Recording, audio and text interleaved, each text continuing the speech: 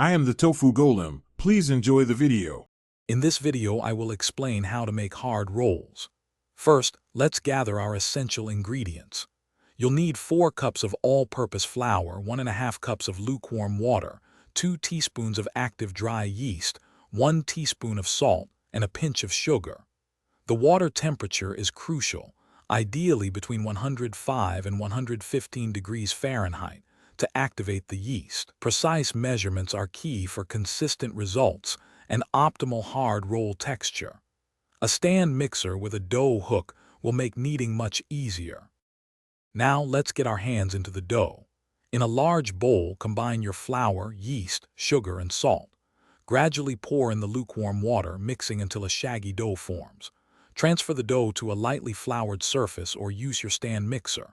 Knead for about 8 to 10 minutes until the dough is smooth, elastic, and passes the window pane test. This means you can stretch a small piece thin enough to see light through it. Resist adding too much extra flour. After kneading, it's time for the first rise. Lightly grease a large bowl, place your dough inside, and turn it once to coat. Cover the bowl with plastic wrap or a damp cloth and let it rise in a warm place for about 1 to 1½ hours or until it doubles.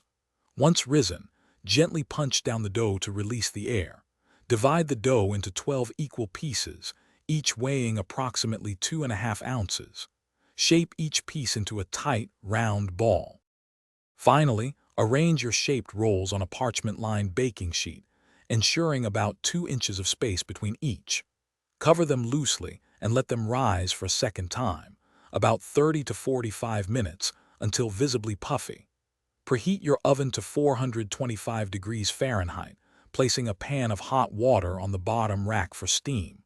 Bake the rolls for 15 to 20 minutes until beautifully golden brown and wonderfully crusty. Enjoy your homemade hard rolls. Thanks for watching. Consider subscribing if we helped you today.